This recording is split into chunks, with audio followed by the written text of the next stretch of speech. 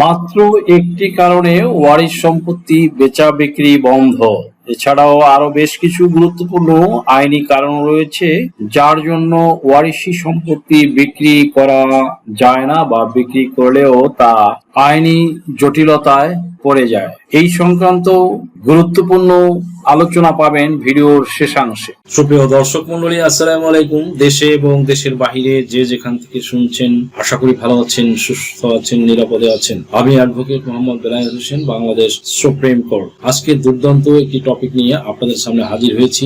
আজকের টপিকটি হলো একটি কারণে সারা দেশে সকল জমি বিক্রয় বন্ধ। আপনি জমির প্রকৃত মালিক, জমি ক্রয় সূত্রে মালিকানা লাভ করেছেন অথবা উত্তরাধিকার সূত্রে জমির মালিকানা লাভ করেছেন। এখন আপনি মালিক হবার পর আপনার বিশেষ প্রয়োজনে মনে করুন জমিটি বিক্রয় করার দরকার, অথবা আপনি কিন্তু জমিটি আর বিক্রয় করতে পারবেন না। সরকারের পক্ষ থেকে এবার এমনি পদক্ষেপ নেওয়া হয়েছে। শুধু আপনার বিশেষ করে নির্দিষ্ট একটি জেলার জন্য ব্যাপারটা কিন্তু এমন নয়। এবার একযোগে বাংলাদেশের প্রত্যেকটা জেলাতে এই নিয়ম কার্যকর করা হলো।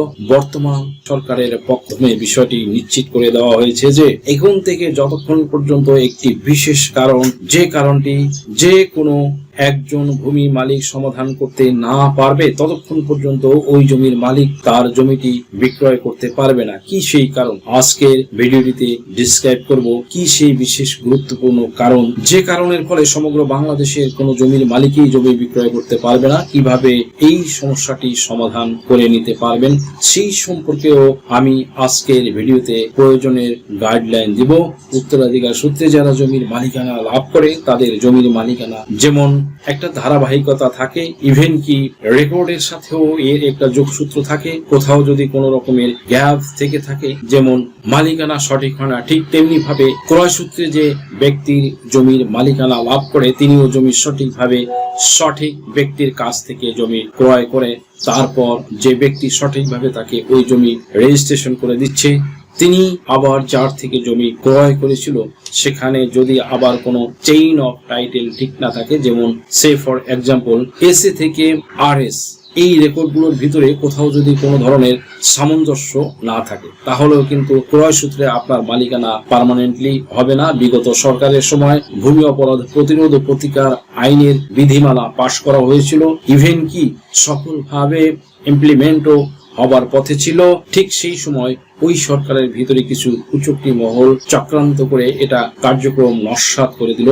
এর কারণ হচ্ছে যে তারা অনুমান করতে পেরেছিল যে এই আইনটা বিধিমালা যদি জারি হয়ে যায় এবং এই আইন অনুযায়ী যদি বাংলাদেশের সকল জেলাগুলোতে বিচার কার্য শুরু হয়ে যায়, বিশেষ করে জমি জমা সংক্রান্ত যে সিভিল সুটগুলো তথা দেওয়ানি মামলা, তাহলে খুব সহজেই যারা জমির প্রকৃত মালিক, দ্যাট মিনস এতদিন যারা জমির মালিক ছিল বাট তাদের নিজেদের বলে তারা দাবি করতেছিল জমি তারা দখলে ছিল না, তদস্থলে অন্য কোনো ভূমিদস্যু বা দখলবাদ যারা অন্যায়ভাবে দখল করে রেখেছিল, ইভেন কি তারা নিজেদের বলে এতদিন জমিটা দাবি করত। এছাড়া ফ্রডুলেন্ট করে ভুয়া রেকর্ড বা জাল দলিল করে যারা নিজেদের করে নিয়েছিল তারা এখন আর এই জমি নিজেদের দখলে রাখতে পারবে না, যার কারণে এই সমস্ত ভূমিদস্যু যারা সরকারের ভিতরেই তারা ভালো মানুষের মুখোশ পরে বসেছিল, সাধু সন্ন্যাসী সেজে আপাদ মস্তক দুর্নীতিবাজ ছিল, তারা চায়নি যে ভূমি অপরাধ প্রতিরোধ ও প্রতিকার আইনের মতো এত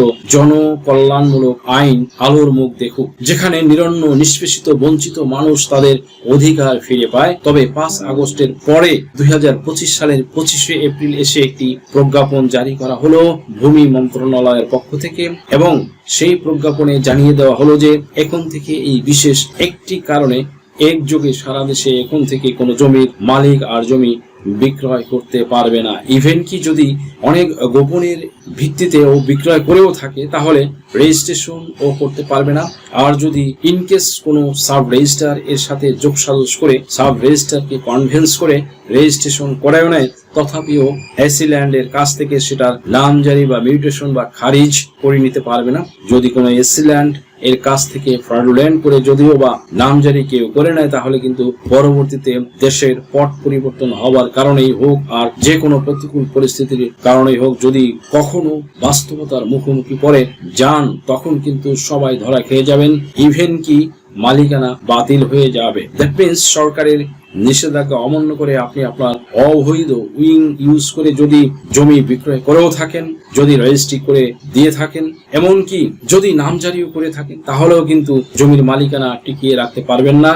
এর কারণ হচ্ছে যে যাদেরকে ডিপ্রাইভ করেছেন, বঞ্চিত করেছেন, তারা যদি আইনের আলোকে কোনো আদালতের শরণাপন্ন হয়, তাহলে কিন্তু ভূমি অপরাধ প্রতিরোধ ও প্রতিকার আইনের মাধ্যমে প্রয়োজনে প্রকৃত মালিকের কাছে ওই জমি আবার ফেরত যাবে। কারণ হচ্ছে উত্তরাধিকার সম্পত্তি হোক আর ক্রয় সূত্রে মালিকানা প্রাপ্ত সম্পত্তি হোক, যদি কোনো সম্পত্তির মালিক মারা যাবার পরে ওই সম্পদের উপরে যদি একাধিক অংশীদারের অধিকার তৈরি হয়, তাহলে ওই অংশীদারদের ভিতরে যতক্ষণ পর্যন্ত সুস্পষ্ট আপোষ মীমাংসার ভিত্তিতে একটি বন্টননামা দলিল তৈরি না হবে, ততক্ষণ পর্যন্ত ওই জমির কে কোন দিকে কার কতটুকু অংশ অনুযায়ী দখল নিয়েছে এটা সুস্পষ্ট ভাবে কিন্তু চিহ্নিত হয় না।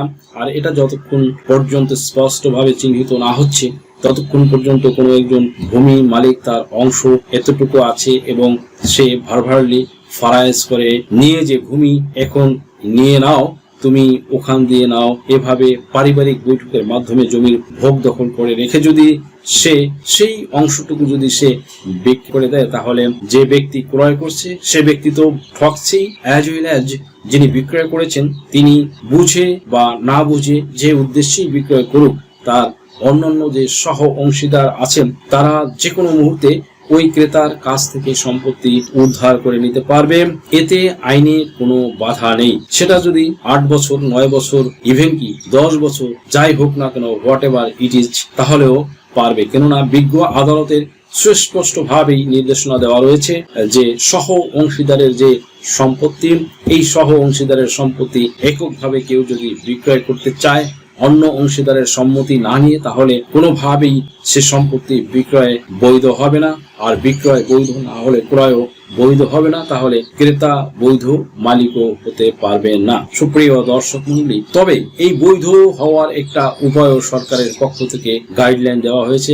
সেটা হচ্ছে যদি এককভাবে যেই ব্যক্তি জমিটা বিক্রয় করতে চাচ্ছে তিনি যদি অন্য ওয়ারিসদের সাথে কোনো ধরনের আপোষ মীমাংসায় এসে একটা বাটোয়ারা দলিল বা একটা পার্টিশন ডিড তৈরি করে নিতে না পারে, তাহলে তিনি চাইলে কিন্তু বিজ্ঞ আদালতের শরণাপন্ন হয়ে একটি বাটোয়ারা মামলা দায়ের করতে পারবেন, মানে হচ্ছে একটি পার্টিশন শুট করতে পারবেন।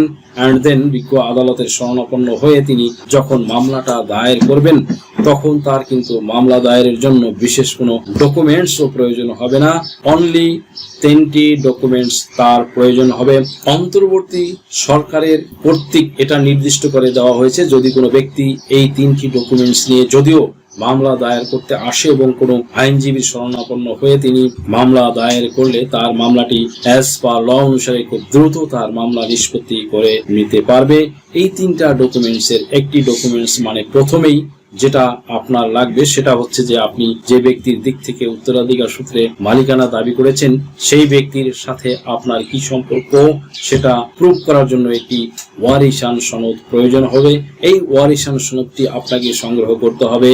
আপনি যদি ইউনিয়নের বাসিন্দা হন তাহলে ইউনিয়ন পরিষদের চেয়ারম্যান থেকে, আর যদি আপনি পৌরসভার বাসিন্দা হন তাহলে পৌর মেয়রের কাছ থেকে অবশ্যই আপনাকে একটা সঠিক ওয়ারিশান সনদ সংগ্রহ করতে হবে।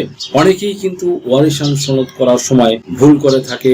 অনেক ওয়ারিশ আছে তারা অন্য ওয়ারিশকে বঞ্চিত করে বা ডিপ্রাইভ করে থাকে। এটা করা যাবে না। এ কথা ভুলে গেলে চলবে না যে আপনি যখন ওয়ারিশান সনদটি তৈরি করবেন তখন অবশ্যই আপনার ওয়ারিশান সনদটি আপনাদের আইডি কার্ডের সাথে মিল করে তৈরি করবেন। সেকেন্ড থিং, আপনার যে ডকুমেন্টটা প্রয়োজন হবে আপনার পিতার হোক কিংবা আপনার মাতা, সেই ক্ষেত্রে সর্বক্ষেত্রে রেকর্ড খতিয়ানটি প্রয়োজন হবে। আর যদি আপনার পিতার ক্রয় সূত্রে মালিক হয়ে থাকেন তাহলে অবশ্যই সেই দলিলের প্রয়োজন হবে। যে দলিল অনুযায়ী আপনার পিতা জমির মালিকানা লাভ করেছিল সেই দলিল এবং নামজারি খতিয়ান এন্ড খাজনা প্রদানের যে দাখিলা, এই দাখিলা প্রয়োজন হবে এবং আপনার ভোটার আইডি কার্ড। এই কাগজগুলো আপনি সঙ্গে করে নিয়ে যখন একজন বিজ্ঞ আইনজীবীর শরণাপন্ন হবেন এন্ড দেন হচ্ছে যে আপনি তার মাধ্যমে একটি পার্টিশন শুট করবেন, তখন আপনার অন্য কোনো ওয়ারিশের কোনো প্রয়োজন হবে না। আপনি মামলাটা দায়ের করার পরপরেই বিজ্ঞ আদালত পদক্ষেপ নেবেন এবং আপনার অন্যান্য ওয়ারিশদেরকে সমন দেওয়া হবে। তারা যখন হাজির হবে অর্থাৎ মালিকানার সকল ডকুমেন্টস গুলো নিয়ে, কিংবা তারা হাজির না হলেও সরাসরি বিজ্ঞ আদালত থেকে একজন সার্ভেয়ার প্রেরণ করা হবে। একজন সরকারি আমিনকে প্রেরণ করা হবে। তিনি সরে জমিন পরিদর্শন করবেন এবং এর উপর বেস করে একটা সুষম বন্টনের ভিত্তিতে সঠিক মালিকানা প্রদান করা যায় এমন একটা প্রতিবেদন তৈরি করবেন। সেই প্রতিবেদন যখন বিজ্ঞ আদালতের কাছে জমা দেবেন, তখন বিজ্ঞ আদালত আপনাদের এই প্রতিবেদনের আলোকে জাস্টিফাই করে যে বাটোয়ারা মামলা দায়ের করেছিলেন তার ভিত্তিতে আপনার পক্ষে একটা রায় ও ডিক্রি প্রদান করবে। তবে মনে রাখবেন, এই রায়ের কপি পাওয়ার পরে আপনার অন্য কোনো ওয়ারিশ যদি এই ডিক্রির বিরুদ্ধে কোনো আপিল করতে চায়, তাহলে কিন্তু সেটার জন্য তিনি কোনো রেমেডি পাবে না। আদালতের ডিক্রি চূড়ান্ত হবে। তাহলে কি দেখা গেল, যে আপনি যখন এই পার্টিশন শুট করে নেবেন এন্ড দেন বন্টননামা দলিল তৈরি করে নেবেন, তখন কিন্তু আপনি নিশ্চিন্তে ওই জমিটা আপনি নামজারি করে নিতে পারছেন এবং নামজারি করে নেওয়ার মাধ্যমে আপনি কিন্তু চাইলে যে কোনো সময় সরকারকে খাজনা প্রদান করে খাজনা প্রদানের দাখিলা সংগ্রহ করে আপনি যে কারো কাছে জমিটি বিক্রয় করতে পারবেন। সেই ক্ষেত্রে আইনে কোনো বাধা নেই। আপনার সহ অংশীদার যারা রয়েছে তাদের সাথেও আপনার অংশীদারিত্বের আর কোনো সম্পর্ক থাকলো না, কেননা আপনার যে একক যে অংশটা, আপনি যতটুকু সম্পদের মালিক সেটা নিয়ে আপনি আলাদা হয়ে গেছেন। এখন এই অংশটা এখন সম্পূর্ণভাবে একক মালিক আপনি। সুপ্রিয় দর্শক মণ্ডলী, বলেছিলাম যে ভিডিওর শেষাংশে কিছু গুরুত্বপূর্ণ আলোচনা পাবেন যে কি কারণে জমি ওয়ারিশ সম্পত্তি বিক্রয় করা যাবে না। 1 নম্বরে বন্টননামা ও সীমানা চিহ্নিত না থাকা, 2 নম্বরে পৃথক নামজারি ও খতিয়ান না থাকা ভূমি অপরাধ ও প্রতিকার আইন 2023 অনুসারে, 3 নম্বরে নাবালক ও ওয়ারিশ থাকা, 4 নম্বরে আদালতের মামলা বা নিষেধাজ্ঞা ইনজাংশন বা স্টে অর্ডার চলমান থাকা অবস্থা, 5 নম্বরে বাটোয়ারা মামলা বা হকসফা প্রিয়ামশন এর অধিকার থাকা অবস্থা। ভিউয়ার্স, ওয়ারিশি সম্পত্তি বিক্রির পূর্বে অবশ্যই সব ওয়ারিশ মিলে একটি রেজিস্ট্রি বন্টননামা সম্পাদন করুন, নিজ নিজ নামে পৃথক নামজারি ও জমাভাগ সম্পন্ন করুন এবং সবশেষ আপডেট খাজনা রসিদ সংগ্রহ করুন। এতে ভবিষ্যতে কোনো আইনি জটিলতা সুযোগ থাকবে না। আইন জানুন, আইন মানুন, নিজের জমি সুরক্ষিত রাখুন।